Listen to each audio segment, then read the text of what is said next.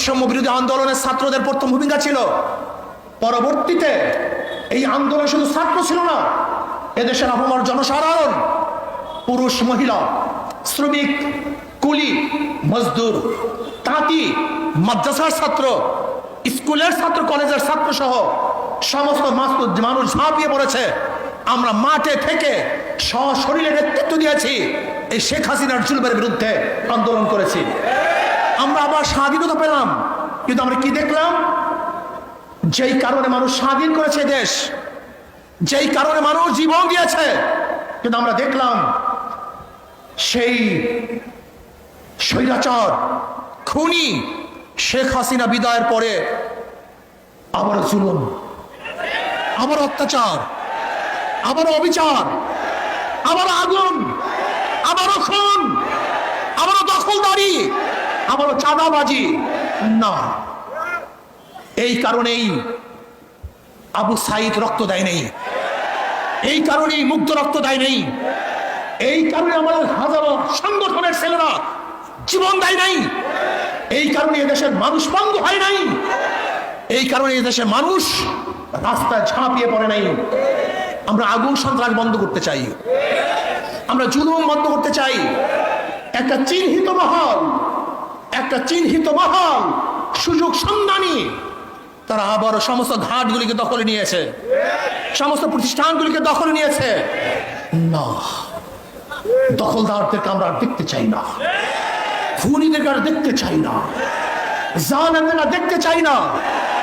যারা 52 বছর ক্ষমতায় বসে জুলুম অত্যাচার করেছে, দ্বিতীয়বার তাদেরকে আর ক্ষমতায় দেখতে চাই না।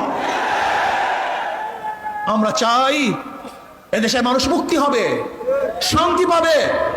এদেশের মালিক জনগণ, জনগণের সাথে সেই মালিকানা আচরণ করা হবে, জনগণের সাথে ভদ্র ব্যবহার করা হবে, জনগণকে শ্রদ্ধা করা হবে, সম্মান দেওয়া হবে। কিন্তু দেখা যায় কোনো অফিসের মধ্যে কোন জনগণ যদি ঢুকে, মনে হয় যেন মানুষ আসে নাই, জানোয়ার এসছে। জানোয়ারকে যেইভাবে স্নেহ করে, একটা কুকুর তোদের বিছানায় উঠায়, একটা কুকুরকে আদর করে, একটা কুকুর করে নিজের হাতে খাওয়িয়ে দেয়, আর মানুষ রূপে আশরাফুল মাখলুকাতের প্রতি ওদের কোনো শ্রদ্ধা নাই, সম্মান নাই, স্নেহ নাই, মমতা নাই, ভালোবাসা নাই। এর কারণে এদের স্বাধীন হয় নাই। জনাবে মুহাম্মদ রাসূলুল্লাহ সাল্লাল্লাহু আলাইহি ওয়াসাল্লাম যেরকম ফতে মক্কার দিন ঘোষণা দিয়েছিলেন, আজকে কে আমির, কে মামুর, কে সাদা, কে কালো, কে কুরাইশ, কে নন কুরাইশ, কে গোলাম, কে মালিক, এর কোনো ভেদাভেদ থাকবে না। সবাই আশরাফুল মাখলুকাত মানুষ, সবার অধিকার সমান থাকবে। কে দল করে, কে দল করে না, কি আমার দল করে, কে অন্য দল করে, কে কালো আর কে সুন্দর, কে বড়লোক, কে গরিব, কে শিক্ষিত, কে মূর্খ, না, এরকম ভেদাভেদ আমরা চাই না। কে মুসলমান, কে হিন্দু, কে খ্রিস্টান, এই ধর্মীয় বৈষম্যতা আমরা চাই না। এদেশের প্রত্যেকটা নাগরিকের অধিকার সমান থাকবে। আমরা সবাই বাংলাদেশী, আমরা সবাই বাংলাদেশের নাগরিক। আর স্বাধীনতা এবং জুলুম নির্যাতনের ব্যাপারে একমাত্র গ্রান্তি দিতে পারে ইসলাম। ইসলামের বাহিরে কোনো নীতি আদর্শ সম্মত স্থাপন করতে পারে না, মানুষের অধিকারকে ফিরিয়ে দিতে পারে না।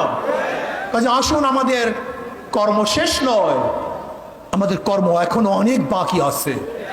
সমস্ত মানুষের দ্বারে দ্বারে যেতে হবে, মানুষের সেবায় আমাদের আত্মাকে উৎসর্গ করতে হবে।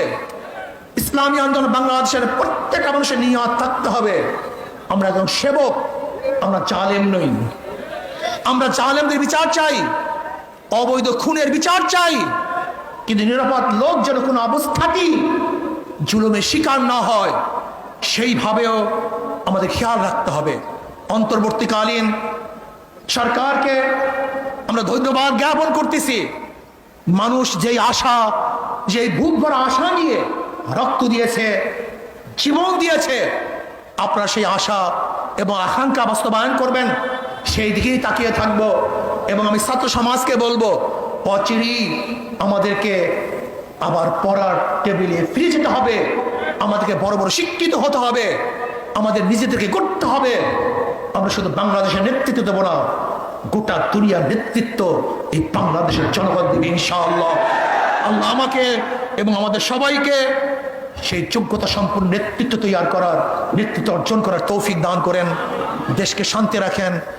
আগামী ইসলাম হুকুমাত কায়েম হবে, সে আশা প্রত্যাশা নিয়ে অপেক্ষায় আছি। আল্লাহ পাক যেন সেটা দেখার তৌফিক দান। যেরকম একবার বলেছিলাম, আল্লাহ যেন শেখ হাসিনার পতনের সেই অবস্থান চোখে দেখার তৌফিক দান করেন। আজকে আমরা বলেছি আল্লাহ যেন আমাদেরকেও সেই ইসলাম হুকুমত চোখে দেখার তৌফিক দান করেন।